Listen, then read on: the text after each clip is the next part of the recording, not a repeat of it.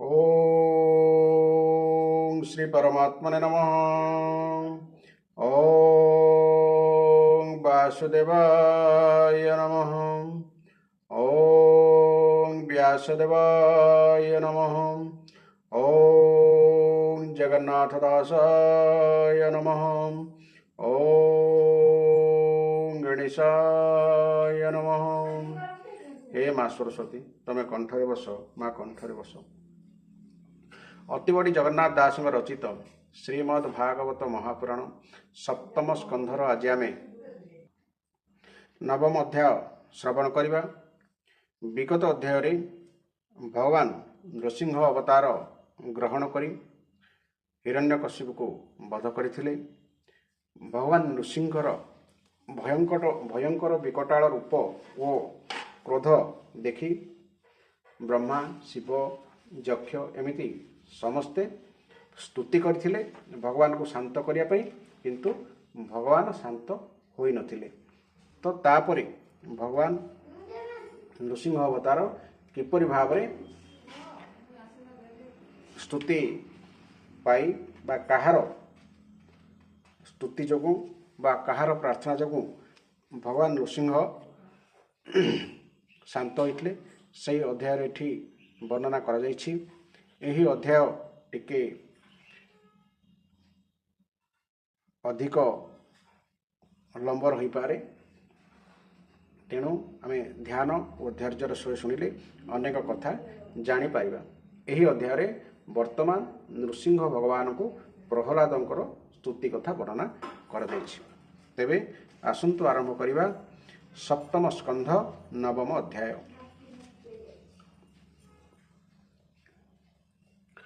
नृसिंह पासे ब्रह्मा डरे पशिन पारी प्रहलाद रे, कहते सेहु कलास्तव नवम अध्याय प्रस्ताव। नारद उवाच ब्रह्मादि जेते देवगणे भीषण मूरति दर्शने, कातरे नाना स्तुति कले समीपे रही न पारिले। लक्ष्मी नाई देवगणे विश्वासी मिलिले चरणे, बोइले जाओ जनमात शांति राओ तोर कांत। देवंक बचने कमला भावे के तेहे दूर गला। अदृष्ट उग्र रूप चाहि सन्निधे न पारिला जाई, निकटे प्रहलाद आणी विश्वासे कहे कुश पाणी। नृसिंह पासे बेगे जाई स्तुति रे तोष कर तोहि, भये न पारु आम्भे चाहि तक्षणे ब्रह्मा आज्ञा पाई। नृसिंह निकटे मिलिला कर जली शिरे देला, चरण तले शिर देई नमिला दंड प्राय होई।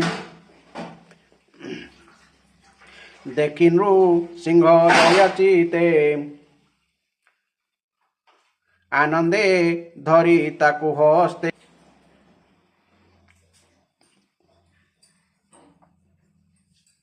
भूमिरु तोली बसाइले हस्तप कज शिरे देले। से पद्म करर महिमा कि देवा तही कि उपमा, कालभू जंग भय पाई जे प्राणी शरण पसई। से पद्म कर रखे तारे बेगे सई सुख घरे, नृसिंह कर लागी शिरे अशुभ गला अति दूरे। तक्षणे ज्ञान प्रकाशिला आनंदे असुरर बला, नृसिंह चरण कमले मननी रोपी सुनिश्चरे। रोमपुलक तार देहे आनंदे अश्रु जल बहे, एकाग्रे मन दृढ़ करी से रूप अंतर्गते भरी। चरणे देई बेनी पाणी कंठक गदे कहे बाणी, ବ୍ରହ୍ମାଦି ଦେବଙ୍କ ବିଷୟେ ଜେଣେନୁ ସିଂହ ଦୟା ବହେ ଆତ୍ମାର ନିସ୍ତାରଣ ଅର୍ଥେ ସଂସାରୁ ତରିବା ନିମନ୍ତେ ତ୍ରିଚତ୍ୱାରିଂଶ ପଦ ଶ୍ଲୋକେ ସ୍ତୁତିକ ରହି ଏକେ ଏକେ। ଯେହେତୁ ଭଗବାନ ନୃସିଂହ ବ୍ରହ୍ମା ଶିବ ଯକ୍ଷ ସମସ୍ତେ ସ୍ତୁତି କଲା ପରେ ମଧ୍ୟ ଭଗବାନଙ୍କର ରୋଗ ମାନେ କ୍ରୋଧ ଶାନ୍ତ ହୋଇନଥିଲା। ତେଣୁ ତାପରେ ପ୍ରହ୍ଲାଦ ସ୍ତୁତି କରୁଛନ୍ତି। ପ୍ରହ୍ଲାଦ ଉବାଚ ବ୍ରହ୍ମାଦି ସିଦ୍ଧ ମୁନିଗଣେ ସ୍ୱଭାବ ସାତ୍ୟକ ଲକ୍ଷଣେ ଅମୃତ ବଚନ ପ୍ରବାହେ ନିର୍ମଳ ଗୁଣ ବହି ଦେହେ ନାନା ପ୍ରକାରେ ସ୍ତୁତି କରି ଆରାଧି ନ ପାରିଲେ ହରି ମୁଛାର ଅସୁର ହୋଇଣ କାହୁଁ ତ ଶିବି ନାରାୟଣ ଧନସ କୁଳ ଅବାରୂପ ପଣ୍ଡିତ ପଣ ତେଜ ତପ ବଳପୌ ରୁଷ ବୁଦ୍ଧି ଯୋଗ ଓଜବି ଭୂତି ବାର ମାର୍ଗ ଏ ଆଦି ଯେତେ ଗୁଣଗ୍ରାମ ନୁହନ୍ତି ବିଷ୍ଣୁ ତ ସେ କ୍ଷମ କେବଳ ଭକ୍ତି ଯୋଗେ ତୋଷ ଗଜେନ୍ଦ୍ର ହୋଇଛି ପ୍ରକାଶ ଦ୍ୱାଦଶ ଗୁଣେ ବିପ୍ରଯୁକ୍ତ ସେ ଯେବେ ନହେ ବିଷ୍ଣୁ ଭକ୍ତ ସେ ବିପ୍ର ଶ୍ରେଷ୍ଠ ନ ବୋଲାଇ ସଂସାରୁ ତରିବ ସେ କାହିଁ ଯେହୁ ଦ୍ୱାଦଶ ଗୁଣ ଧରେ ସେ ବିପ୍ର ସଂସାର ବ୍ୟବହାରେ ସ୍ୱଭାବେ ସତ୍ୟ ସମଦମ ଅହିଂସା ତପ କ୍ଷମା ଧର୍ମ ଆର୍ଜବ ଦାନ ବ୍ରତ ଧୃତି ଶୌଚ ଶ୍ରୁତ ଆଦି କୃତି ଦ୍ୱାଦଶ ବ୍ରାହ୍ମଣ ଲକ୍ଷଣ ବେଦେ ବର୍ଣ୍ଣିତ ଏତେ ଗୁଣ ଏମନ୍ତ ବିପ୍ର ହୋଇ ଯେବେ ଭକ୍ତି ନ করে কৃষ্ণ ভাবে সে বিপ্র স্বপচ বলাই সংসারো তরি বসে কাহি স্বপচ মানে চাণ্ডাଳ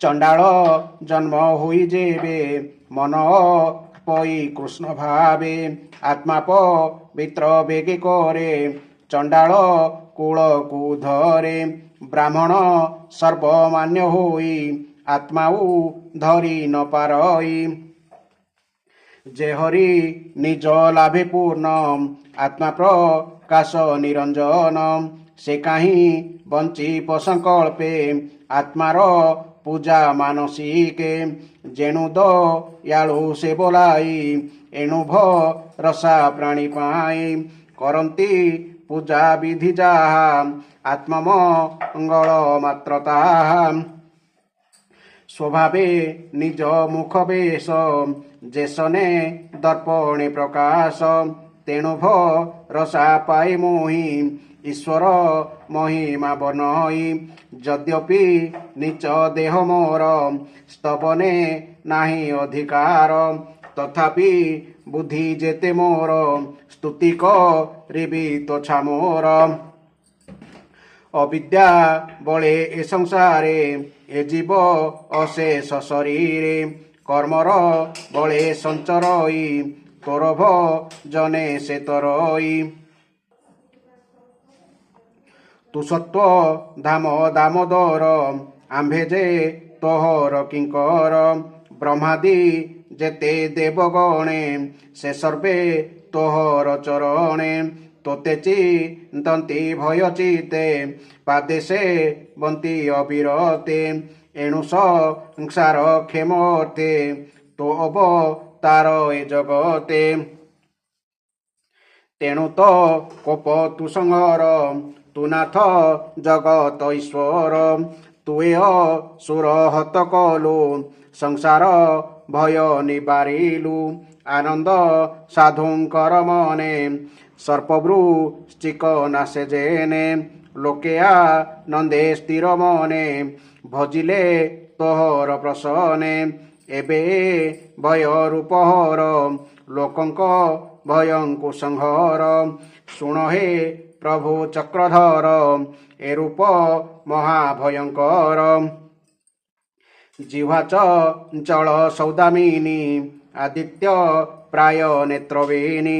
ସୌଦାମିନୀ ମାନେ ବିଜୁଳି।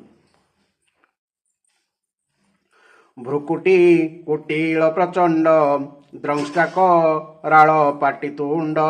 ଦ୍ରଂଷ୍ଟା ମାନେ ଦନ୍ତ ପଙ୍କ୍ତି। ଅସୁର ହୃଦୟ ରୁଧିରେ ତା ଅନ୍ତ୍ର ପୁଷ୍ପମାଳଉରେ। କେଶର ଦିଶେ ଶୁଣିବନ ରୁଧିରେ ରଙ୍ଗ ବେନିକନ। ତୁମ୍ଭର ଘୋର ନାଦ ଶୁଣି ପ୍ରଳୟ ବଜ୍ର ପ୍ରାୟ ମଣି। ଐରା ବତ ଆଦି ନାଗେ ପଳାଇ ଗଲେ ଅଷ୍ଟଦିଗେ। ଅରିବି ଦାରି ନଖ କାନ୍ତି ଅସୁର ରୁଧିର ପିବନ୍ତି। ଏମନ୍ତ ରୂପ ତୋର ଚାହିଁ ଭୋନାଥ ମୋର ଭୟ ନାହିଁ। ତୁନାଥ ଶରଣ ବଛଳ ଅବ୍ୟୟ ଆତ୍ମା ଆଦି ମୂଳ। ତୋର ସଂସାର ଚକ୍ରେ ପଡ଼ି ଆତ୍ମାର ନିଜ ପଥ ହୁଡ଼ି। ସେ ମାୟା ଚକ୍ର ମୋତେ ଘେନି କାଳେ ଭ୍ରମାଏ ନାନା ଯୋନି। ସ୍ୱକର୍ମେ ବଦ୍ଧ ମୋ ଜୀବନ ଏଣୁ ରହି ନିଜ ଜ୍ଞାନ। ଏବେ ତ ହର ପାଦ ମୂଳେ ଶରଣ ପଶିଲି ନିଶ୍ଚଳେ। ତୋତେ ନ ଭଜି ନାରାୟଣ ମୋର ଜୀବନ ଗତି ଶୁଣ। ଏ ଘୋର ସଂସାର ସାଗରେ ଜନ୍ମ ମରଣ ଅଭ୍ୟନ୍ତରେ। ସଂଯୋଗ ବିୟୋଗ ଜ୍ଞାନ ଶୋକ ନଳେ ଦହେ ମନ। ଏ ଦେହ ସର୍ବ ଦୁଃଖ ବ୍ୟାଧି ତୋହର ଚରଣ ଔଷଧି। ସେ ପାଦ ଛାଡ଼ି ମୁହିଁ ଦୂରେ ଭ୍ରମଇ ଘୋର ଅନ୍ଧକାରେ। ଏବେ ଏ ମନ୍ତ ଆଜ୍ଞା କର ଯେମନ୍ତେ ସେବି ବିପୟର। ତୁନାଥ ପ୍ରାଣୀଙ୍କ ଜୀବନ ପ୍ରିୟ ଦେବତା ବନ୍ଧୁଜନ। ତୋର ଚରିତ ଲୀଳା କଥା ବିରଞ୍ଚି ସଭା ତଳେ ଗୀତା। ମୁଁ ତୋର ଲୀଳା ଗୁଣ ଗୁଣୀ ତରିବି ଭବ ତରଙ୍ଗିଣୀ। ତୋ ପାଦ ପଦ୍ମ ବନ ମଧ୍ୟେ ଯେ ହଂସ ଖେଳନ୍ତି ଆନନ୍ଦେ। ତାହାଙ୍କ ସଙ୍ଗୀ ମୋତେ କର ଏ ମାୟା ସଂସାର ଉଦ୍ଧର। ବାଳକ ରକ୍ଷଣ ସଂସାରେ ପିତା ମା ତାହୁ ନାହିଁ ପରେ। ଅଗାଧ ସମୁଦ୍ର ଲଙ୍ଘନେ ପ୍ରାଣୀକି ନୌକା ଯେ ସନେ। ପଥେ ତୃଷିତ ପ୍ରାଣୀ ଯେନେ ଜୀବନ ରଖେ ଜଳପାନେ। ବ୍ୟାଧିରେ ଆର୍ତ ହେଲେ ଜନ ଔଷଧି ହୁଅ ଶରଣ। ମାତ୍ର ତୋ ପାଦ କୃପା ବିନେ ଏ କେହି ନୁହନ୍ତି କାରଣେ। ଏମନ୍ତ ତୋ ପଦ୍ମ ଚରଣ ଏଣୁ ମୁଁ ପଶିଲି ଶରଣ। ଭୋନାଥ ତୋର ମାୟା ବଳେ ପ୍ରକୃତି ଏ ମାୟା ଶୟଳେ। କାଳର ବଳେ ସଙ୍ଗ ହୋଇ ଜେଣେ ଯାହାକୁ ନିଜ ଜୋଇ। ଯେ ଫଳ ଯାର ହସ୍ତେ ଦେଇ ଯହୁଆ ନଈ ଯାର ହୋଇ। ଯେ ଯାକୁ ଯେ ମନ୍ତ ଭାବଇ ଯହିଁ ଯାହାକୁ ନେଇ ଥୋଇ। ଜୀବକୁ କରେ ନାନା ଗତି ଏମନ୍ତେ ପ୍ରଧାନ ପ୍ରକୃତି। ସେ ଜୀବ ତୋର ସଙ୍ଗ ରହେ ଭାବେ ଭ୍ରମଇ ସର୍ବଦେହେ। ଏ ଜୀବ ତୋର ଅଂଶୁଜାତ ତୋହର ବଶ ଏ ଜଗତ। କାଳର ବଳେ ବଶ ହୋଇ ଦେହ ବନ୍ଧନେ ବଦ୍ଧ ଦେଇ। ସଂସାର ଚକ୍ର ଷୋଡ଼ଶାରେ କର୍ମେ ଭ୍ରମଇ ଅତି ଖରେ। ଷୋଡ଼ଶା ମାନେ ସଂସାର ଚକ୍ର ଷୋଡ଼ଶାରେ ଅର୍ଥାତ୍ ଏକାଦଶ ଇନ୍ଦ୍ରିୟ ପଞ୍ଚ ତନ୍ମାତ୍ର ରୂପୀ 16 ଅର ବିଶିଷ୍ଟ ସଂସାର ଚକ୍ର। ଅର୍ଥାତ୍ ଏ ସଂସାର ଚକ୍ରର ଅର ହେଲା 16 ଚକ୍ର ଯେଉଁଟାକି ମଣିଷ ଶରୀରରେ ରହିଛି। ଷୋଡ଼ଶ ଚକ୍ର କ'ଣ? ଦଶ ଇନ୍ଦ୍ରିୟ ମନ ସଙ୍ଗ ଶବ୍ଦ ସ୍ପର୍ଶ ରୂପ ଗନ୍ଧ রসের সই সর্বকালে এমন্তে ভ্রমে ইন্দ্রি মেলে এমন্ত চক্রে জীব বসি কর্ম বিষয় রসে রসি চক্রে ভ্রমই দুঃখ সহি তো বিনু তার মুখ্য কাহি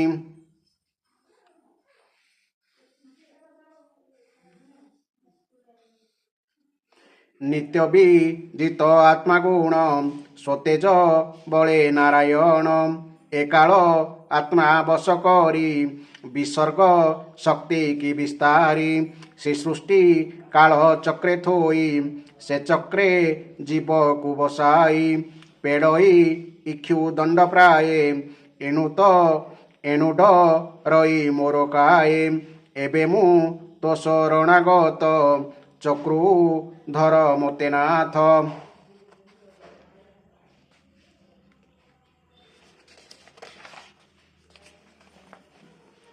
ମୁଁ ଏବେ ଦେଖିଲି ପ୍ରତ୍ୟକ୍ଷେ ଭୋନାଥ ତୋହର ସମକ୍ଷେ ବ୍ରହ୍ମାଣ୍ଡ ମଧ୍ୟରେ ଯେତେ ଦେବା ମନୁଷ୍ୟ କରେ ତାଙ୍କୁ ସେବା ଅଛନ୍ତି ଐଶ୍ୱର୍ଯ୍ୟ ଭୋଗେ ସାତ୍ବିକ ସୁଜନି ଉଦ୍ଭବେ ଏ ଦେବେ ମୋର ପିତା ତ୍ରାସେ ଦଣ୍ଡେ ନ ଥାନ୍ତି ଅବକାଶେ ତାହାର ଭ୍ରୁକୁଟି କୁଟିଳେ ଭୟେ ପଶନ୍ତି ଅନ୍ତରାଳେ ତୁ ଏବେ ତାହାକୁ ସଂହାରି ରଖିଲୁ ସର୍ବଦେବ ଶିରି ତେଣୁ ଯେ ପ୍ରାଣୀଙ୍କ ଆଶିଷ ଯେ ଫଳ ଏ ଭୂତ ଭବିଷ ଆୟୁଷ ସମ୍ପଦ ଭୋଗର୍ଥ ଇନ୍ଦ୍ରିୟ ସୁଖର ପ୍ରାପତ ସେ ସର୍ବ ବାଞ୍ଛା ତୋର ବଳେ କାଳହ ରହି ଅବହେଳେ ତେଣେ ମୋହର କାର୍ଯ୍ୟ ନାହିଁ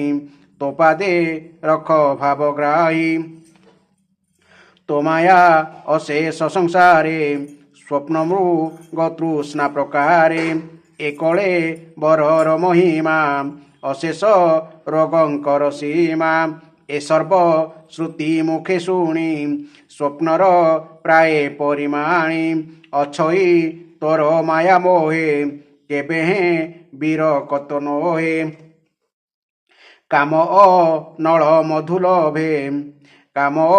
ନଳ ମଧୁଲଭେ କେମନ୍ତେ ଲିଭିବା ସମ୍ଭବେ ମୋହର ଜନ୍ମ ରଜଗୁଣେ ଅଧିକ ତାମସ ଲକ୍ଷଣେ ଅସୁର କୂଳେ ଜାତ ମୁହିଁ ତୋ ଅନୁକମ୍ପା ଅଭା କାହିଁ ଭୋନାଥ ମୋର ଶିରେ ଆଣି ପ୍ରସନ୍ନେ ଦେଲୁ ପଦ୍ମପାଣି ତୋର ପ୍ରସାଦ ପଦ୍ମନାଭ ବ୍ରହ୍ମାଶଙ୍କରେ ସୁଦୁର୍ଲଭ କମଳା ତୋର ହୃଦେ ଥାଇ ତୋ ଭାବ ଲଭି ନ ପାରଇ ଗୋଟିଏ ମଣିଷ ଶରୀରରେ ତିନୋଟି ଗୁଣ ବିକଶିତ ହୋଇଥାଏ ଗୋଟେ ହେଲା ସାତ୍ତ୍ୱିକ ଗୁଣ ଗୋଟେ ହେଲା ରଜଗୁଣ ଆଉ ଗୋଟେ ହେଲା ତାମସିକ ଗୁଣ ଶରୀରରେ ଯେତେବେଳେ ସତ୍ୱଗୁଣ ବିକଶିତ ହୁଏ ସେତେବେଳେ ମଣିଷ ମହାତ୍ମା ବା ସାଧୁ ସନ୍ଥ ଆଦି ବନେ ଯେତେବେଳେ ରଜଗୁଣ ଅର୍ଥାତ୍ ସତ୍ୱଗୁଣ ଆଉ ରଜଗୁଣର ମିଶ୍ରିତ ହୁଏ ସେତେବେଳେ ମଣିଷ ରୂପେ ଗୋଟିଏ ଜୀବ ଜନ୍ମ ହୁଏ ଏବଂ ଯେଉଁ ଶରୀରରେ ତମଗୁଣ ବିକଶିତ ହେଉଥାଏ ସେ ଅସୁର କୂଳରେ ଅସୁର ହିସାବରେ ଜନ୍ମ ହୋଇଥାଏ ତୋର ମହିମା ଭାବଗ୍ରାହୀ ପର ତୋର ନାହିଁ ଏ ଜୀବ ପରାପର ଜାଣେ ସଂସାର ଗତି ନ ପ୍ରମାଣେ ଉତ୍ତମ ସେବା ତୋ ଚରଣେ ଯେ ପ୍ରାଣୀ କରେ ଅନୁକ୍ଷଣେ ସେ ପାଦ ତାରେ ଦୟା କରେ ପ୍ରସନ୍ନ କଳ୍ପ ଦ୍ରୁମତାରେ ସେବାନୁ ରୂପେ ଫଳ ପାଇ ପର ତୋର ନାହିଁ ଏମନ୍ତେ ଭବ ବନ୍ଧ କୂପେ ବେଡ଼ି ଅଛନ୍ତି କାଳ ସର୍ପେ ସେ କୂପେ ପଡ଼ି ସର୍ବଜନେ କାମକ ଅଳ୍ପନ୍ତି ନିତ୍ୟ ମନେ ତାହାଙ୍କ ସଙ୍ଗତରେ ଥାଇ ସେ କାମ କଳ୍ପୁଥିଲି ମୋହି ନାରଦ ମୁନି ମହାଶୟ ସେ ମୋତେ କଲେ ଅନୁଗ୍ରହ ଏଣୁ ସାଧୁଙ୍କ ସଙ୍ଗେ ଭାବି ତୋ ସେବା କେମନ୍ତେ ଛାଡ଼ିବି ଅନନ୍ତ ମୋ ପ୍ରାଣ ରକ୍ଷଣ ଅନନ୍ତ ମୋ ପ୍ରାଣ ରକ୍ଷଣ ପିୟର ମରଣ କାରଣ ଭକ୍ତ ବା କ୍ଷର କ୍ଷଣ ଅର୍ଥେ ତୋ ତାର ଏ ଜଗତେ ମୋ ପିତା ଖଡ଼ଗ ଧରି ହସ୍ତେ ପ୍ରତିଜ୍ଞା କଲା ମଗ୍ରତେ ବୋଇଲା ଦେଖା ତୋ ଠାକୁର ନହିଲେ ଛେଦିବି ତୋ ଶିର ମୁହିଁ ସ୍ୱର ତିନି ପୁରେ ମତହୁଁ କେବା ଅଛି ପରେ ଏଣୁ ମୋ ବାକ୍ୟ ସତ୍ୟ କରି ତୋ ତାର ନରହରି ତୁଏ ଗତେ ଦେହ ଧରି ଜନଙ୍କ ମଧ୍ୟେ ଅବତରି ପ୍ରକାଶୁ ସ୍ଥୂଳ ସୂକ୍ଷ୍ମ ରୂପେ ପ୍ରକାଶୁ ସ୍ଥୂଳ ସୂକ୍ଷ୍ମ ରୂପେ ନିର୍ଲେପେ ରହୁ ଏକ ରୂପେ ତ୍ରିଗୁଣ ସର୍ଜୁ ଗୁଣମୟେ ମାୟା ପ୍ରକାଶୁ ନାନା ଦେହେ ବିହରୁ ଗୁଣ ମଧ୍ୟେ ପଶି କେ କହୁ ତରୂପ ବିଶେଷୀ ସତ ସତ ଏ ଜଗତ ତତହୁଁ ନାହିଁ ଭିନ୍ନ ମତ ମାୟାରେ ଆତ୍ମା ପର କରେ ବିଅର୍ଥେ ବୁଦ୍ଧିରେ ବିଚାରେ ପ୍ରକାଶ ସ୍ଥିତି ଅନ୍ତ ସୃଷ୍ଟି ତରୂପ ଲବେ ଯେନେ ଅଷ୍ଟି ଅଷ୍ଟି ମାନେ ମଞ୍ଜି ତୁଏ ଗତ ଆତ୍ମବଳେ ଆତ୍ମାରେ ଥାପୁ ଅନ୍ତକାଳେ ସୃଷ୍ଟି ସଂହାରୀ ମାୟା ବଳେ ନାଗସ ୟନେ ତୁ ନିଶ୍ଚଳେ ତୁ ନିଜ ସୁଖ ଅନୁଭବେ ନିରୀହ ରୂପ ପଦ୍ମନାଭେ ନିରୀହ ମାନେ ନିଶ୍ଚେଷ୍ଟ ବା ଉଦାସୀନ ମୁଦ୍ରିତ ଲୋଚନ ମୁରାରୀ ମୁଦ୍ରିତ ଲୋଚନେ ମୁରାରୀ ନିଦ୍ରାକୁ ହୃଦୟ ସଂହାରୀ ତୁରୀୟ ସୁଖେ ରହୁ ତୁହି ତ୍ରିଗୁଣେ ତୋର କାର୍ଯ୍ୟ ନାହିଁ ସେ ଗୁଣମୟ ତ ଶରୀରେ ଚେତଇ ନିଦ୍ରା ଅଭ୍ୟନ୍ତରେ କାଳର ବଳେ ତୋ ନୟନେ ଯୋଗସ ମାଧି ଅବସାନେ ତୋ ନାଭି ମଧ୍ୟୁ ଜଳ କଣେ ବୀଜ ପ୍ରକାଶେ ତତ୍କ୍ଷଣେ ବିଜୁ ଯେ ସନେ ବଟ ହୋଇ ପଦ୍ମମୃଣାଳ ପ୍ରକାଶ ହୋଇ ସେ ପଦ୍ମ ମଧ୍ୟୁ ବ୍ରହ୍ମାଜାତ ନ ଜାଣେ ଆତ୍ମାର ବୃତ୍ତାନ୍ତ ତୁ ବୀଜ ଆତ୍ମା ତା ଶରୀରେ ପ୍ରକାଶୁ ବାହ୍ୟ ଅଭ୍ୟନ୍ତରେ ତାହା ନ ଜାଣି ବେଦ ମୁଖ ବାହାରେ ଖୋଜିଲା ଅନେକ କାହୁଁ ଇଲି ବୋଲି ଚିନ୍ତି ଭୟେ ଭାଳଇ ପ୍ରଜାପତି ପୁଣି ପଶିଲା ପଦ୍ମନାଳେ ସତେବ ରସ ଯୋଗ ବଳେ ଅଙ୍କୁର ମାର୍ଗେ ବୀଜ ଲୋଡ଼ି ଭ୍ରମିଲା ବହୁ ଦୁଃଖେ ପଡ଼ି ଲକ୍ଷୀନ ପାଇ ମହାଜଳେ ପୁଣି ଉଠିଲା ପଦ୍ମନାଳେ ଭାଳଇ ପଦ୍ମନାଡ଼େ ଥାଇ ତୋ ଅନ୍ତ ପାଇ ବସେ କାହିଁ ତୋତେ ନ ପାଇ ପ୍ରଜାପତି ତପସା ଧନେ ଦେଲା ମତି ଅନେକ କାଳ ସାଧି ତପ ଦେଖିବା ନିମନ୍ତେ ତୋରୂପ କରି ଅନୁମାନେ ଭୂମିରୁ ଗନ୍ଧ ମାତ୍ରା ଜେନେ ସହସ୍ର ବଦନ ନୟନ ସହସ୍ର ଶିର ନାସାକନ ସହସ୍ର ଉରୁ ସହସ୍ର ପାଦ ସହସ୍ର ଭୁଜେ ସହସ୍ରାୟୁଧ ସେ ମାୟାମୟ ରୂପ ସୁଖେ ବିଧାତା ଦେଖିଲା ସମ୍ମୁଖେ ତୋହର ଦେଖି ଦିବ୍ୟ ବେଶ ବିଧାତା ହୋଇଲା ହରସ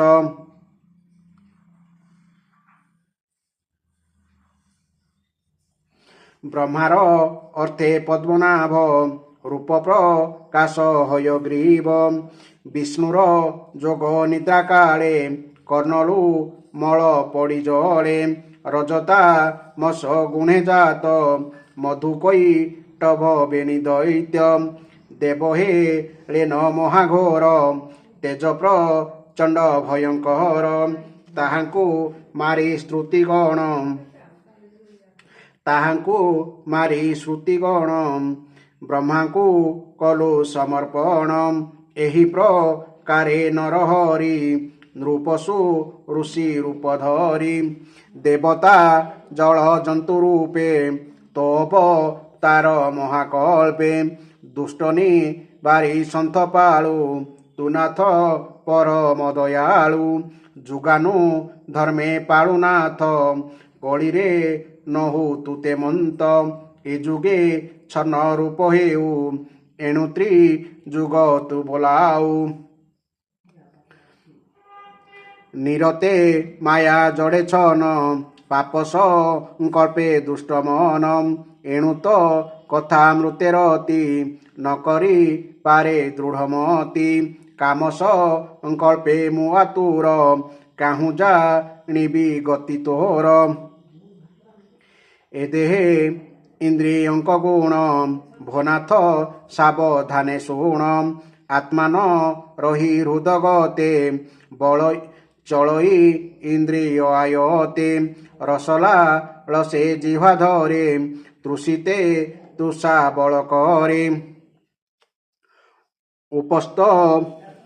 ଉପସ୍ଥ ଧରେ କାମ ଭୋগে ଗୁହ୍ୟଧ ରଇ ମଳ ଛର୍গে ଚର୍ମଧ ରଇ ଶୀତ ଉଷ୍ଣେ ଉଦର ଧରେ ଭକ୍ଷ କର୍ମେ ଶ୍ରବଣ ଶବ୍ଦ ଅର୍ଥେ ଧରେ ଗନ୍ଧାର୍ଥେ ନାସିକା ବିବରେ ରୂପସ ଯୋগে ଦୃଷ୍ଟି ରହେ ବଳ ବିକ୍ରମ ଶକ୍ତି ବହେ ଏମନ୍ତ ଇନ୍ଦ୍ରି ଗଣ ବଳେ ପ୍ରାଣୀନା ସନ୍ତି ଅବହେରେ ବହୁତ ସପତଣି ଘରେ ଗୃହସ୍ଥ ରମେ ନିରନ୍ତରେ ସେ ଜେହ୍ନେ ପତ୍ନୀଙ୍କ ଆୟତେ ନିରତେ ରମେ ଯେଝାମତେ ସେ ନାରୀ ଗଣେ ତାର ଚିତ କରନ୍ତି ଆପଣାୟତ ଯେ ଯାହା ମତେ ସୁଖ ଚିନ୍ତି ସ୍ୱାମୀ ଜୀବନ ସେ ହରନ୍ତି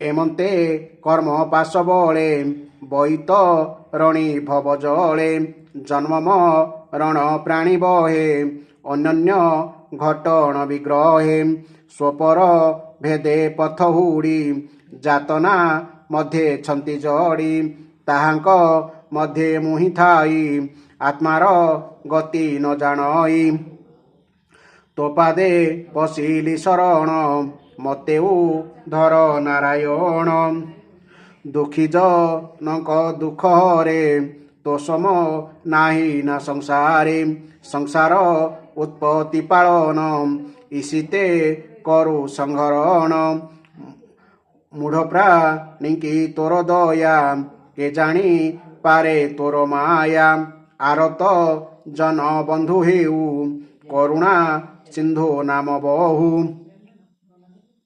ତୋ ଭୃତ୍ୟ ସେବକତାରଣେ ତୁ ନାଥ ଥାଉ ଅନୁକ୍ଷଣେ ତୋର ମହିମା ଗୁଣ ଗୁଣୀ ନିଶ୍ଚଳ ଚିତ୍ତେ ପରିମାଣୀ ଏଣୁ ମୋ ହର ଭୟ ନାହିଁ ବୈତ ରଣୀ ମଧ୍ୟ ଥାଇ ତୋରେ ବି ମୁଖ ଯାର ମନ ସେ ପ୍ରାଣୀ ସେ ଜଳେ ନିମଗ୍ନ କୁଟୁମ୍ବ ଭରଣ ନିମନ୍ତେ ଭାରବ ହଇ ଅବିରତେ ଇନ୍ଦ୍ରିୟ ସୁଖେ ଗୃହେ ରହେ କୁଟୁମ୍ବ ସ୍ନେହେ ମାୟା ମୋହେ ଏ ଯେ ସକଳ ମୁନି ଜନେ ନିର୍ମଳ ନିଶ୍ଚଳ ଚିନ୍ତନେ ମାୟା କଳ୍ପନା ଦୂର କରି ମୌନ ବ୍ରତେ ବନେ ଚରି ବିଜନେ ରହନ୍ତି ନିରତେ ଜପନ୍ତି ନିଜ ମୁକ୍ତି ଅର୍ଥେ ତାହାଙ୍କ ଚିନ୍ତା କାହିଁ ଏଣେ ଯେବା ଭ୍ରମନ୍ତି ଭବ ବଣେ ଭ୍ରମେ ଭ୍ରମନ୍ତା ପ୍ରାଣୀଙ୍କର ତତହୁଁ ରକ୍ଷ କେକାର ଏ ଗୃହେ ମୈଥୁନାଦି ସୁଖେ ପ୍ରାଣୀ କ୍ରୀଡ଼ନ୍ତି ଦୁଃଖ ଶୋକେ କଣ୍ଡୁଜେ ସନେ ନଖ ମାଝେ ନିମିଷେ କୋଟି ସୁଖ ବୁଝେ କଣ୍ଡୁଅ ଅନ୍ତରେ ମହା ଦୁଃଖ ତେସନେ ଗୃହ ବନ୍ଧ ସୁଖ ଏଣେ ନ রমে জ্ঞানী জন তোপাদ পদ্মে দেই মন মৌন ব্রত শ্রুত তপ পঠন স্বধর্মে নিরত একান্ত বাস জপ বিধি ব্যাখ্যান নিশ্চল সমাধি এ দশ অপবর্গতে অজিতেন্দ্রিয় সাধে যেতে তাহার সুখ লেশ নাহি মায়া সংসারে ভ্রমুতাই তোর চরণ অবিরত জ্ঞানী জনଙ୍କ ହୃଦେ ସ୍ଥିତ ତୋତେ ଲଭନ୍ତି ଭାବଗ୍ରାହୀ ଦାମ୍ଭିକେ ଲଭିବେ ତା କାହିଁ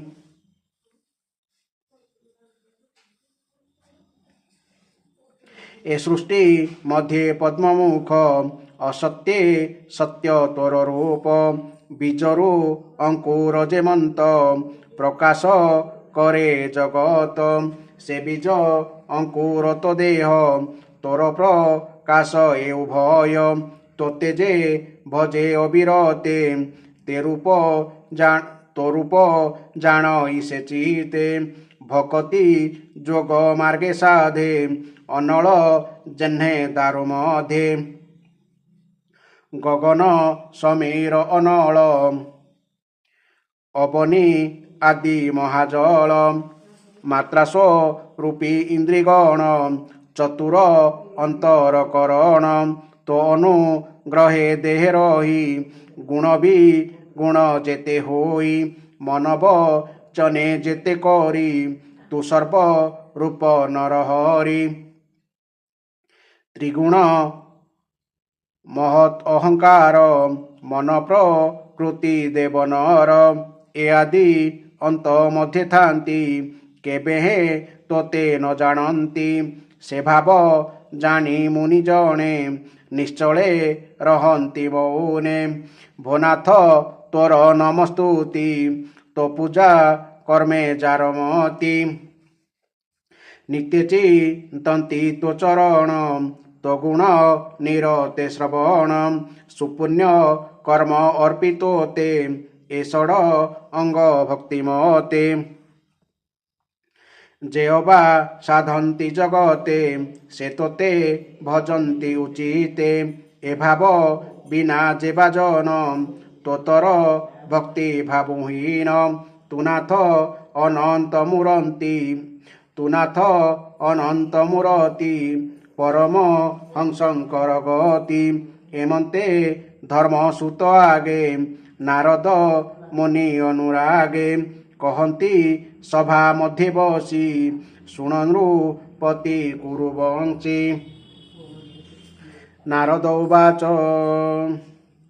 অসুর সুত বিষ্ণু আগে যেতে বর্ণিলা ভক্তি মার্গে শুনি সন্তোষ নারায়ণ যে হরি পরম কারণ সপ্রেমে তাকু কোলে ধরি প্রচণ্ড কোপ পরিহরি কহନ୍ତି মধুর বচন শুণ হে অসুর নন্দন নৃসিংহ উবাচ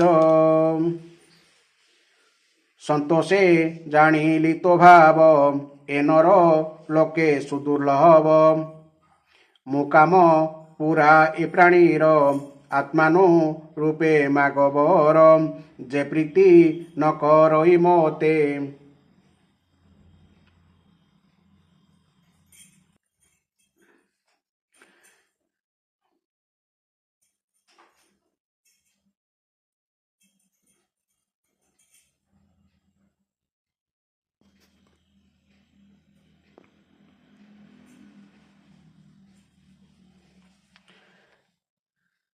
যে প্রীতি ন করই মতে মুতাকু দুর্লভ জগতে মতে যে দেখ ইনয়ন তার কি তপে প্রয়োজন এঘেনি জ্ঞানী জন যেতে ভাবে ভজন্তি সর্বমতে চিত্ত প্রসনে বর দেই সর্বাশিষ পতি মুহি নারদ উবাচ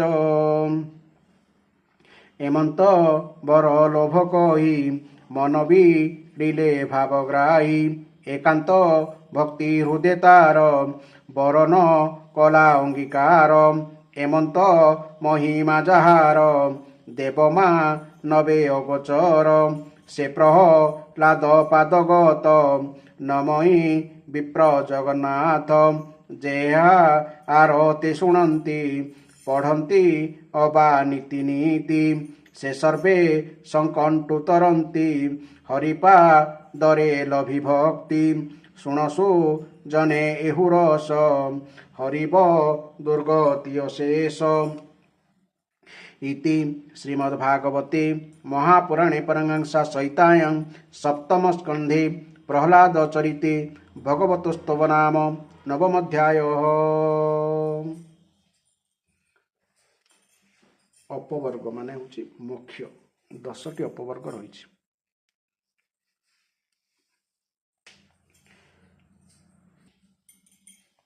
वर्तमान यही अध्यायर आमे व्याख्या श्रवण करिबा।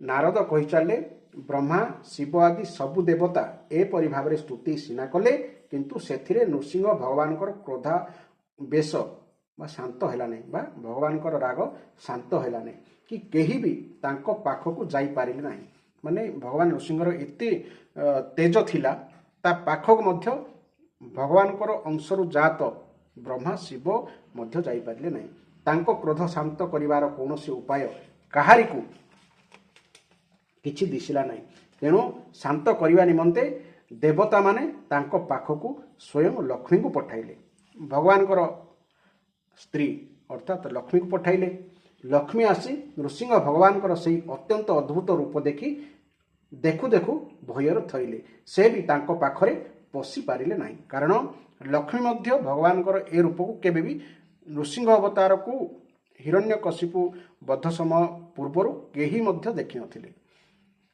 सेपरी भयंकर रूप से आगुरी केबे देखि नथिले कि से विषय शुणी नथिले मध्य प्रह्लाद तो ब्रह्मा पाखरे ठिया होइथिले ब्रह्मा प्रह्लाद को पचारे बा कहिले बछ तुमे तुम पिता प्रति ही भगवान क्रुद्ध होइथिले तेणु एथर तुमे प्रभु निकट को जाई ताकू शांत कर भगवान परम प्रेमी प्रह्लाद यथाज्ञा कही धीरे धीरे शांत भाव भगवान निकट को गले एवं दुई कर जोड़ी लंब हुई भूमि रे पड़गले। चाणक्य कहते क्रोधी लोक को केवल नमस्कार द्वारा तांको शांत करा जाई पारे ठीक सेहीपरि प्रह्लाद मध्य करथिले नृसिंह भगवान देखिले छोट बालकटीए ताहांको चरण तले पड़िछि बालक को देखि ताहांकर हृदय दयारे पूर्ण हो गला से प्रह्लाद को उठाई तांको मस्तक उपरे निजर सही अभयप्रद करकमल रखिदेले जहाँकि काल सर्प द्वारा भयभीत पुरुष को मध्य प्रदान करिथाय। काल सर्प कौन अर्थात भगवान कहउचंती बच्छ प्रह्लाद तोर सुकुमार शरीर सुकुमार अवस्था बयस केउठी एवं एही प्रमत दैत्य द्वारा तोते दिया जाइथवा एपरी दारुण जतना केउठी भाविले यह तो अभूतपूर्व परि लागुछि अरे मोधन मो आसीबार जदि विलंब हो जाइथे तेबे मते क्षमा कर। अर्थात कौन कहले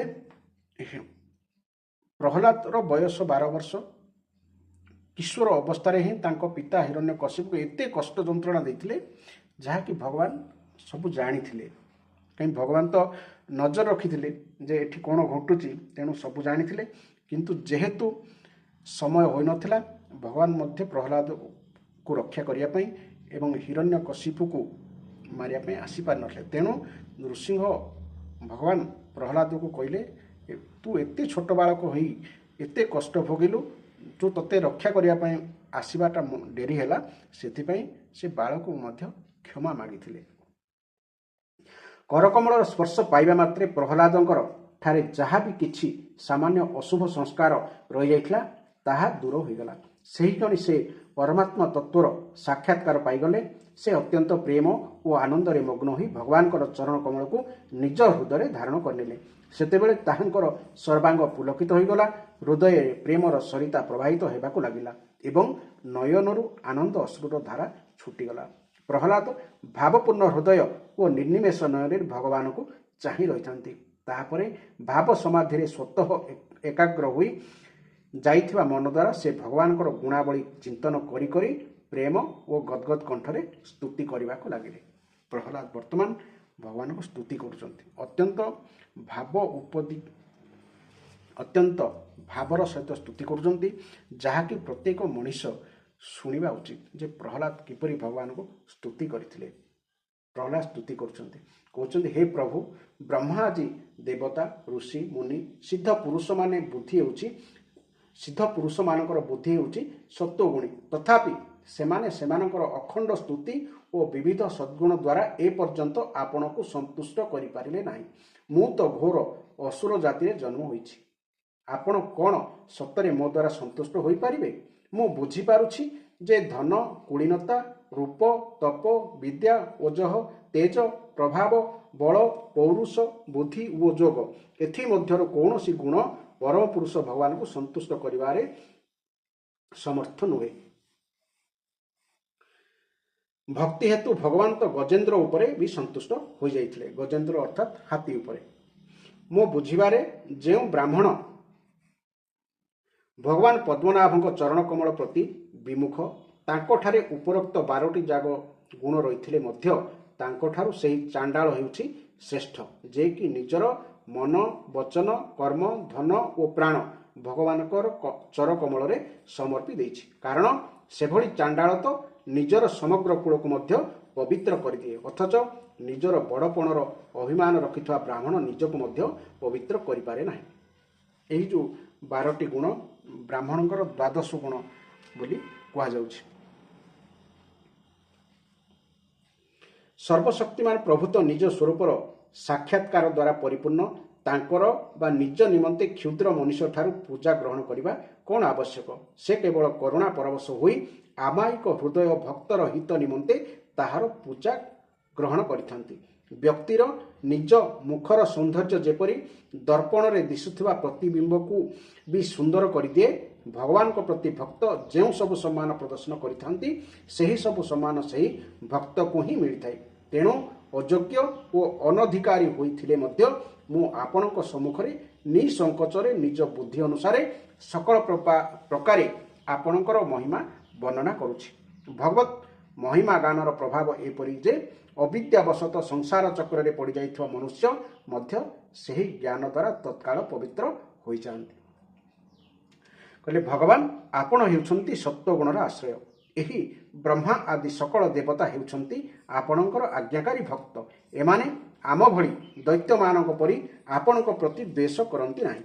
ପ୍ରଭୁ, ଜଗତର କଲ୍ୟାଣ ଓ ଅଭ୍ୟୁତ ନିମନ୍ତେ ତଥା ଜଗତକୁ ଆନନ୍ଦ ପ୍ରଦାନ କରିବା ନିମନ୍ତେ ଆପଣ ଖୁବ୍ ସୁନ୍ଦର ଅବତାର ଗ୍ରହଣ କରି ଅନେକ ପ୍ରକାର ଲୀଳା କରନ୍ତି। ଯେଉଁ ଅସୁରକୁ ମାରିବାକୁ ଆପଣ କ୍ରୋଧ ପ୍ରକାଶ କରିଥିଲେ, ତାକୁ ତ ମାରି ଦେଇ ସାରିଲେଣି। ଏଥର ଆପଣ କ୍ରୋଧ ଶାନ୍ତ କରନ୍ତୁ। ବିଛା କିମ୍ବା ସାପ ଅନ୍ୟକୁ ତ୍ରାସ ଦେଉଥିବା ଜନ୍ତୁ, ମାନେ ଅନ୍ୟକୁ ଦଂଶନ କରୁଥିବା ଜନ୍ତୁ ମରିଗଲେ ଯେପରି ସାଧୁଜନ ମଧ୍ୟ ସୁଖୀ ହୋଇଥାନ୍ତି, ଠିକ୍ ସେହିପରି ଏ ଦୈତ୍ୟକୁ ସଂହାର କରାଯିବାରୁ ସମସ୍ତେ ବଡ଼ ସୁଖ ଅନୁଭବ କରୁଛନ୍ତି। ଅର୍ଥାତ୍ ପ୍ରହ୍ଲାଦ କହୁଛନ୍ତି ଯେ ମୋ ବାପାକୁ ତ ଆପଣ ମାରିସାରିଲେଣି, ତାପରେ ଆଉ କାହିଁକି କ୍ରୋଧ କରୁଛନ୍ତି?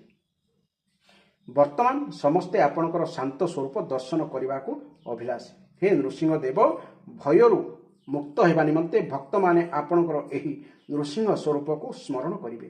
ହେ ପରମାତ୍ମନ୍, ଆପଣଙ୍କର ମୁଖ ବଡ଼ ଭୟଙ୍କର ହୋଇଛି।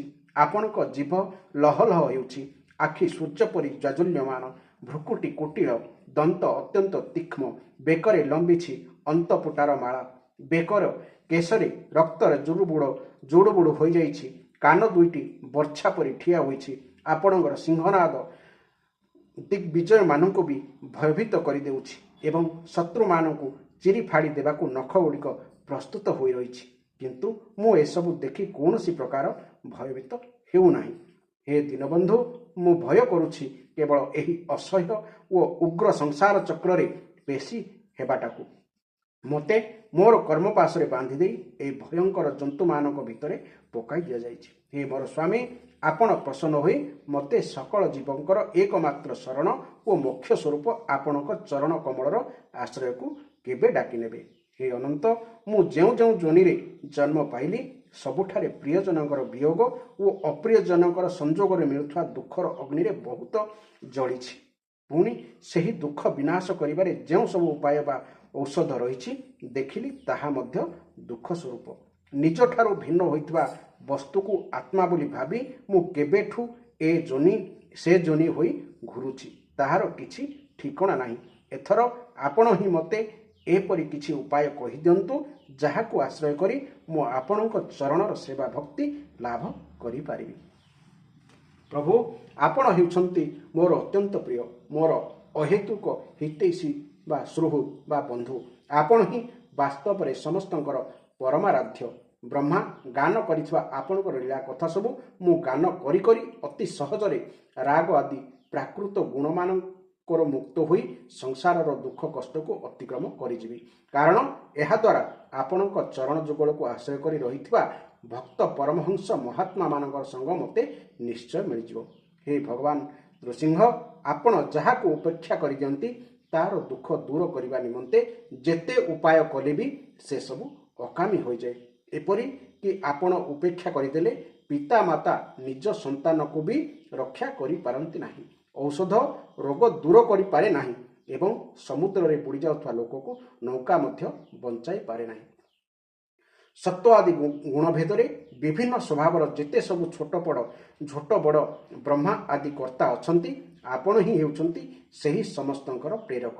ଆପଣଙ୍କ ପ୍ରେରଣା ପାଇ ସେମାନେ ଯାହାକୁ ଆଧାର କରି ଯେଉଁଥିପାଇଁ ଯେଉଁ ଉପକରଣରେ ଯେତେବେଳେ ଯେଉଁ ଉପାୟ ଦ୍ୱାରା ଯେଉଁ ଅଦୃଷ୍ଟ ଆଦିର ସାହାଯ୍ୟ ନେଇ ଯେଉଁ ଉଦ୍ଦେଶ୍ୟରେ ଯେଉଁ ବିଧିରେ ଯାହା କିଛି ଉତ୍ପନ୍ନ କରନ୍ତି କିମ୍ବା ରୂପାନ୍ତରିତ କରନ୍ତି ସେସବୁ ଓ ସେମାନେ ହେଉଛନ୍ତି ଆପଣଙ୍କର ହିଁ ସ୍ୱରୂପ।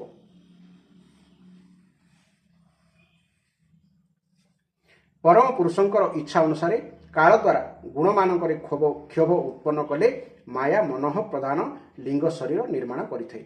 ସେହି ଲିଙ୍ଗ ଶରୀର ହେଉଛି ବଳବାନ, କର୍ମମୟ ଓ ଛନ୍ଦମୟ, ବେଦୋକ୍ତ ସକାମ କର୍ମର ଆସକ୍ତ, ଏହି ତିନୋଟି। ଏହା ହିଁ ହେଉଛି ଅବିଦ୍ୟା ଦ୍ୱାରା କଳ୍ପିତ ମନ, 10 ଇନ୍ଦ୍ରିୟ ଓ ପଞ୍ଚ ତନ୍ମାତ୍ର, ଏହିପରି 16 ବିକାର ରୂପ ଅରଥିବା ସଂସାର ଚକ୍ର। ହେ ଅଜନ୍ମା ପ୍ରଭୁ ଆପଣଙ୍କୁ ଛାଡ଼ି ଏପରି ଅନ୍ୟ କେଉଁ ପୁରୁଷ ଅଛି ଯେ କି ମନରୂପ ସଂସାର ଚକ୍ରରୁ ଉଦ୍ଧାର ପାଇଯିବ। ହେ ସର୍ବଶକ୍ତିମାନ ପ୍ରଭୁ ଏହି 16 ଅର ଥିବା ସଂସାର ଚକ୍ରରେ ପକାଇ ମାୟା ମୋତେ ଆଖୁ ପେଡ଼ିଲା ପରି ପେଡ଼ି ଚାଲିଛି। ଆପଣ ନିଜର ଚୈତନ୍ୟ ଶକ୍ତି ଦ୍ୱାରା ବୁଦ୍ଧିର ସମସ୍ତ ଗୁଣକୁ ସର୍ବଦା ପରାଜିତ କରି ରଖନ୍ତି ଏବଂ କାଳ ରୂପରେ ସକଳ ସାଧ୍ୟ ଓ ସାଧନକୁ ନିଜ ଅଧୀନରେ ରଖନ୍ତି।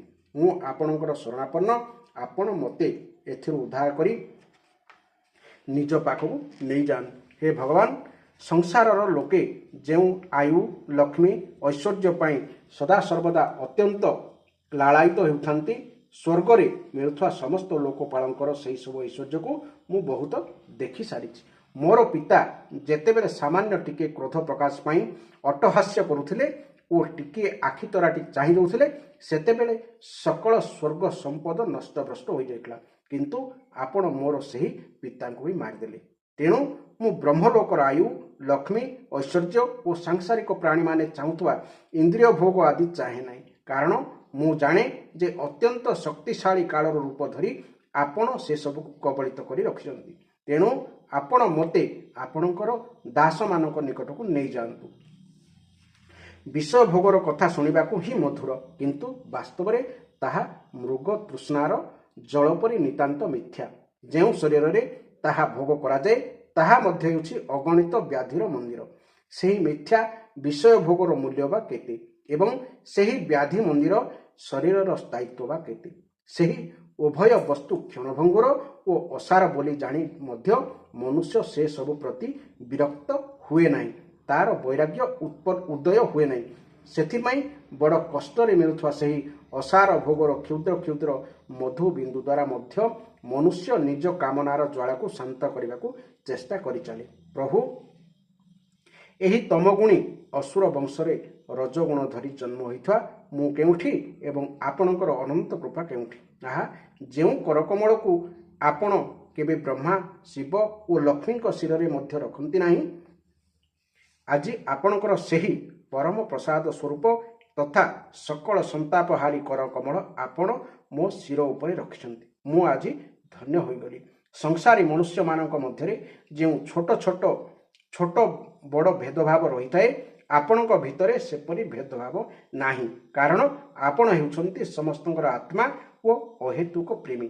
तथापि कल्प वृक्ष जेपरी अभिष्ट फल देइथाए आपणकर कृपा प्रसाद मध्य सेहीपरि सेवा ओ भजन द्वारा ही मिलिथाए। सेवा अनुसार ही जीव उपरे आपणकर कृपा वृष्टि होइथाए। आपणकर कृपा जातिगत उच्चता नीचता उपरे निर्भर करे नाही। हे भगवान, एही संसार एपरी एक अंधकूप जे एथिरे कालरूपी सर्प दंशन करिबा लागि सर्वदा प्रस्तुत होई रहिछि। विषय भोग प्रति इच्छुक लोक माने एही कूपरे पड़ी जाती। मु मध्य संग दोषरु सेमानकर पिछा धरी सेथिरे पड़ी जिबाकू जाउथिली, किंतु हे भगवान, देवर्षि नारद मते आपणकर आपणार करिनै सेथुरु रक्षा करिदेले। एही परिप्रेक्षी मु भला आपणक भक्त जनक सेवा किपरि छाड़ी पारिबी। हे अनंत, मो पिता जेतेबेले अन्याय करने प्रस्तुत होई मते खंडा उंचाइले एवं कहिले मु तोर शिर छेदन करदेवी। जदि मो छड़ा अन्य केउ ईश्वर अछंती तेबे से आसी तोते रक्षा करन। सेतेबेले आपण आविर्भूत होई मोर प्राण रक्षा करदेले एवं मो पिता को बध कले। एथिरु मु बुझी पारुछि जे आपण आपणकर प्रेमी भक्त सनक आदि ऋषिंकर वचन सत्य करने को ही एपरि कले। भगवान, एकमात्र आपण ही हेउछन्ति सकल जगत कारण।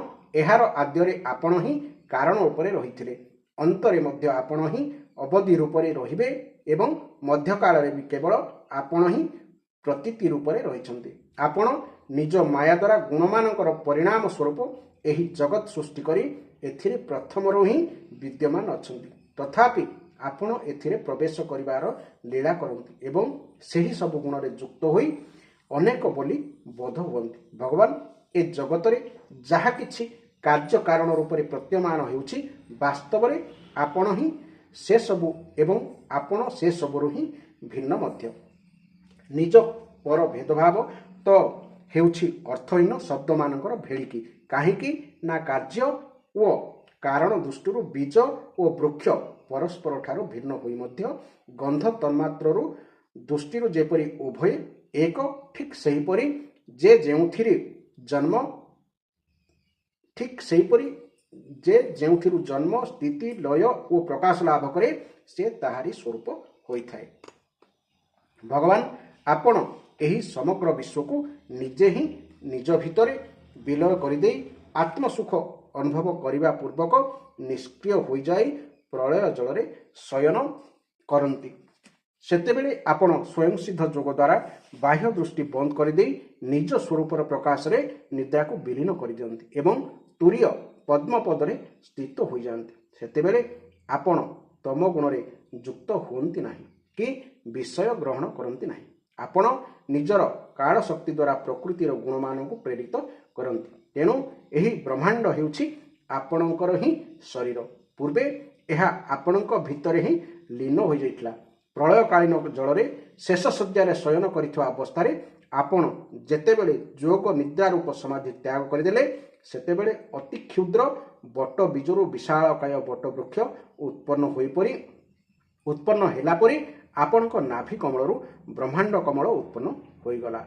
उक्त कमल भितरू सूक्ष्मदर्शी ब्रह्मा उत्पन्न हेले, किंतु तांकु सेही कमल व्यतीत आउ किछि देखागला नहीं। तेणु से ताहांक निज भितरे बीज रूप में व्याप्त होइथिबा आपणकु जानी पारिले नाही एवं निजकु आपणक ठारो भिन्न भली भाबी जल भितरे पशि 100 वर्ष पर्यंत आपणकु खोजिबाकु लागिले, किंतु ता भितरे तांकु किछि मिलिले नाही। सेपरी घटी जिबा तो स्वाभाविक, कारण अंकुर उद्गम हो जावा परे सेथिरे व्याप्त होई रहिथिबा बीजकु केही बाहर किपरि बा देखि पारिबो। ब्रह्मा को बड़ आश्चर्य लगिला। से तांको कारण को देखिबारे असफल होई उक्त पद्म उपरे बसी पड़िले। बहु समय धरी तीव्र तपस्या बसी रहिबा परे ताहांकर हृदय शुद्ध होई गलारु से भूत इंद्रिय और अंतकरण रूप निज शरीर रे ही ओत प्रेत भाव व्यापी रहिथिबा ଆପଣଙ୍କ ସୂକ୍ଷ୍ମ ରୂପରେ ସାକ୍ଷାତକାର ଠିକ୍ ସେହିପରି ପାଇଗଲେ ବା ଜାଣିଗଲେ, ଯେପରିକି ପୃଥିବୀରେ ବ୍ୟାପ୍ତ ହୋଇ ରହିଥିବା ତାହାର ଅତି ସୂକ୍ଷ୍ମ ତନ୍ମାତ୍ର ଗନ୍ଧକୁ ଜାଣି ହୋଇଯାଏ।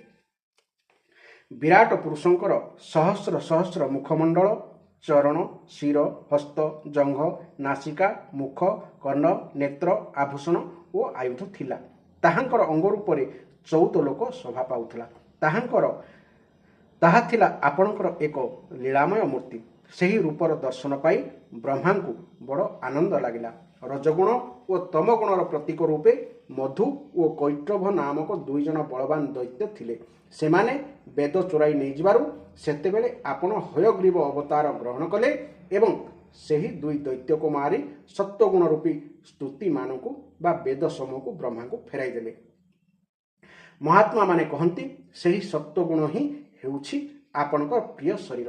ହେ ପୁରୁଷୋତ୍ତମ, ଏପରି ଭାବରେ ଆପଣ ମନୁଷ୍ୟ, ପଶୁ, ପକ୍ଷୀ, ଋଷି, ଦେବତା, ମତ୍ସ୍ୟ ଆଦି ଅବତାର ଗ୍ରହଣ କରି ଲୋକମାନଙ୍କୁ ପାଳନ ତଥା ବିଶ୍ୱର ଦ୍ରୋହୀମାନଙ୍କୁ ସଂହାର କରନ୍ତି। ଏହିପରି ଅବତାର ନେଇ ଆପଣ ପ୍ରତ୍ୟେକ ଯୁଗରେ ଧର୍ମ ରକ୍ଷା କରନ୍ତି। କଳିଯୁଗରେ ଆପଣ ଅପ୍ରକଟ ରୂପରେ ରହନ୍ତି, କିନ୍ତୁ ସତ୍ୟ, ତ୍ରେତା ଓ ଦ୍ୱାପରରେ ଆପଣ ଲୀଳାବତାର ଗ୍ରହଣ କରନ୍ତି। ତେଣୁ ଆପଣଙ୍କର ତ୍ରିଯୁଗ ବୋଲି ଗୋଟିଏ ନାମ ମଧ୍ୟ ରହିଛି। ଅର୍ଥାତ୍ ଭଗବାନଙ୍କର ଅନ୍ୟ ନାମ ତ୍ରିଯୁଗ। କଳିଯୁଗରେ ଭଗବାନ ଅପ୍ରକଟ ଅବସ୍ଥାରେ ଅଛନ୍ତି। ହେ ବୈକୁଣ୍ଠନାଥ, ମୋ ମନର ସ୍ଥିତି ଅତି ଦୟନୀୟ। ତାହା ପାପ ବାସନାରେ ତ କଳୁଷିତ ହୋଇଯାଇଛି। ତା ଛଡ଼ା ସ୍ୱୟଂ ସେହି ମନଟା ମଧ୍ୟ ଅତ୍ୟନ୍ତ ଦୁଷ୍ଟ।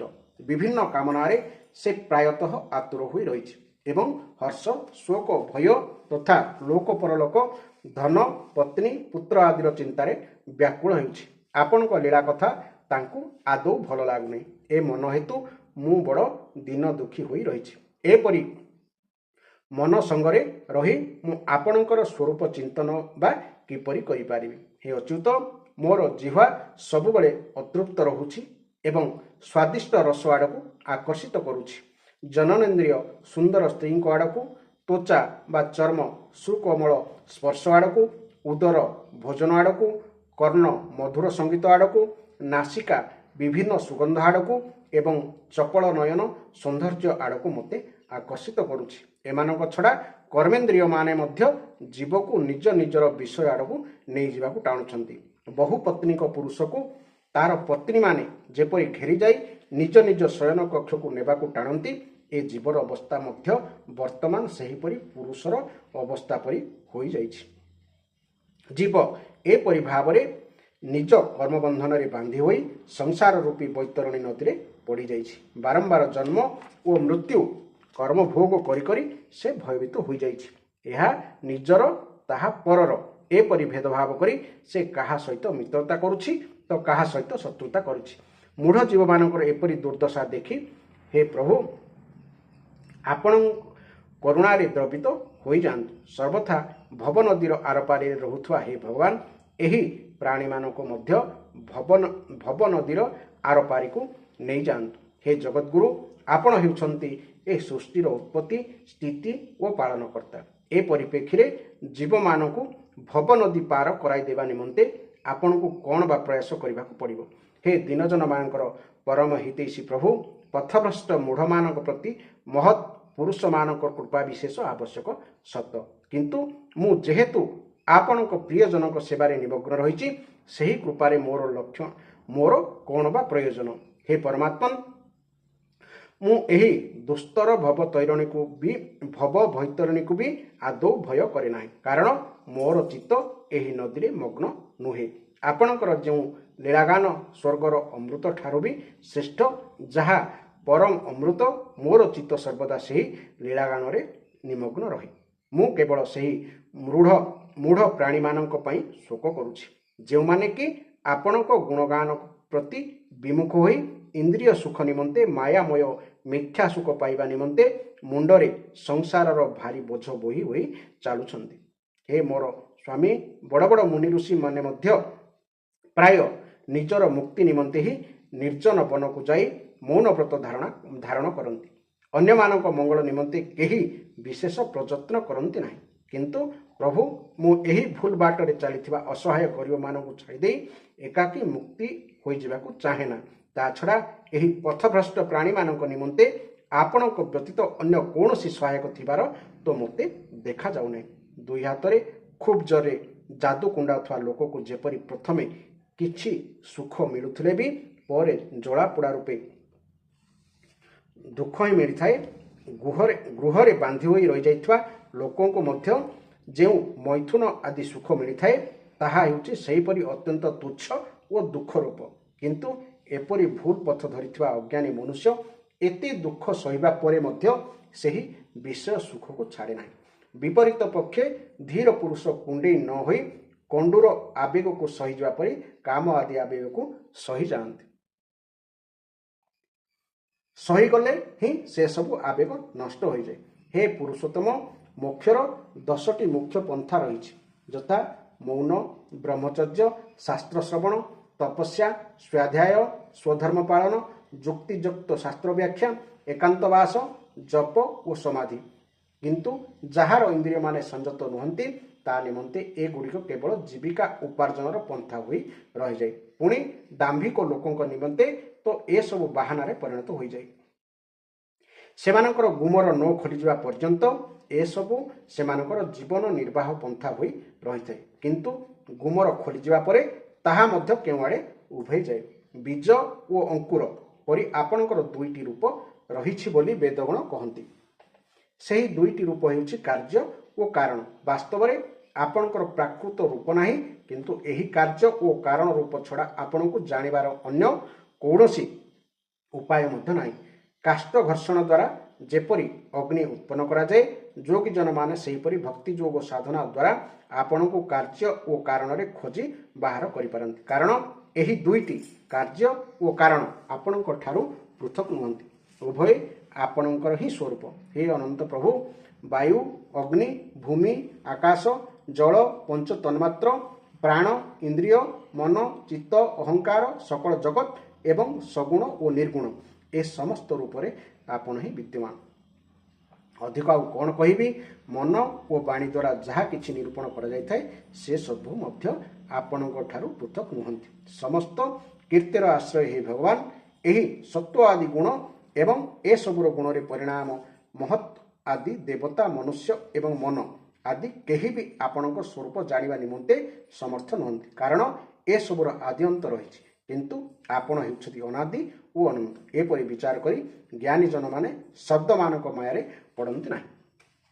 ଏ ପରମ ପୂଜ୍ୟ, ଆପଣଙ୍କ ସେବାରେ 6ଟି ଅଙ୍ଗ ରହିଛି, ଯଥା ନମସ୍କାର, ସ୍ତୁତି, ସକଳ କର୍ମ ସମର୍ପଣ, ସେବା, ପୂଜା ଓ ପାଦପଦ୍ମ ଚିନ୍ତନ ଏବଂ ଲୀଳାକଥା ଶ୍ରବଣ। ଏହି ଷଡ଼ଙ୍ଗ ସେବା ବିନା ଆପଣଙ୍କ ଚରଣ କମଳରେ ଭକ୍ତି କିପରି ମିଳିପାରିବ ଏବଂ ଭକ୍ତି ବିନା ଆପଣ ବା କିପରି ମିଳିପାରିବେ? ଆପଣ ତ ହେଉଛନ୍ତି ଆପଣଙ୍କ ପରମ ପ୍ରିୟ ଭକ୍ତଜନମାନଙ୍କର, ପରମହଂସମାନଙ୍କର ସର୍ବସ୍ୱ। ତାପରେ ଶ୍ରୀ ନାରଦ କହିଲେ, ପ୍ରହ୍ଲାଦଙ୍କ ସ୍ତୁତି ସରିଲା ପରେ, ଭକ୍ତ ପ୍ରହ୍ଲାଦ ଅତ୍ୟନ୍ତ ଭକ୍ତି ଭାବରେ ପ୍ରକୃତି ଓ ପ୍ରାକୃତିକ ଗୁଣମାନଙ୍କରୁ ରହିତ ଭଗବାନଙ୍କର ସ୍ୱରୂପଭୂତ ଗୁଣମାନଙ୍କ ବିଷୟରେ ଏହିପରି ବର୍ଣ୍ଣନା କଲେ। ଶେଷରେ ସେ ଭଗବାନଙ୍କର ଚରଣରେ ନତଶିର ହୋଇ ପ୍ରଣାମ କରି ଚୁପ୍ ହୋଇଗଲେ। ମଣିଷ ବେଳେବେଳେ ସବୁ କହିସାରିଲା ପରେ ସେ ଅଟୋମେଟିକ୍ ସ୍ୱତଃପ୍ରବୃତ୍ତ ଭାବେ ପରିସ୍ଥିତି ଶାନ୍ତ ହୋଇଯାଏ। ନୃସିଂହ ଭଗବାନଙ୍କର କ୍ରୋଧ ଶାନ୍ତ ହୋଇଗଲା ଏବଂ ସେ ଅତ୍ୟନ୍ତ ପ୍ରୀତ ହୋଇ ପ୍ରସନ୍ନତାର ସହିତ କହିଲେ। ବର୍ତ୍ତମାନ ଭଗବାନ ନୃସିଂହ ଯେତେବେଳେ ଶାନ୍ତ ହେଲେ, ତାଙ୍କର ବାଣୀ କ'ଣ କହୁଛନ୍ତି ବା କ'ଣ ଶୁଣୁଛନ୍ତି ଆସନ୍ତୁ ଶୁଣିବା। ଶ୍ରୀ ନୃସିଂହଦେବ କହିଲେ, ପରମ କଲ୍ୟାଣ ସ୍ୱରୂପ ପ୍ରହ୍ଲାଦ, ତୁମର ମଙ୍ଗଳ ହେଉ। ହେ ଦୈତ୍ୟ ଶ୍ରେଷ୍ଠ, ମୁଁ ତୁମ ଉପରେ ଅତ୍ୟନ୍ତ ପ୍ରୀତ। ତୁମର ଯାହା ଅଭିଳାଷ ମୋତେ ମାଗ, ମୁଁ ଜୀବମାନଙ୍କର ଅଭିଳାଷ ପୂର୍ଣ୍ଣ କରିଥାଏ। ହେ ଆୟୁଷ୍ମାନ, ଯେ ମୋତେ ପ୍ରସନ୍ନ କରିପାରେ ନାହିଁ ତାକୁ ମୋର ଦର୍ଶନ ମିଳିବା ବଡ଼ କଠିନ। ମୋର ଦର୍ଶନ ମିଳିଗଲେ ପ୍ରାଣୀର ହୃଦୟରେ ଆଉ କୌଣସି ଦୁଃଖ ଶୋକ ରହିପାରେ ନାହିଁ। ମୁଁ ସମସ୍ତ ମନୋରଥ ପୂର୍ଣ୍ଣ କରିଥାଏ। ତେଣୁ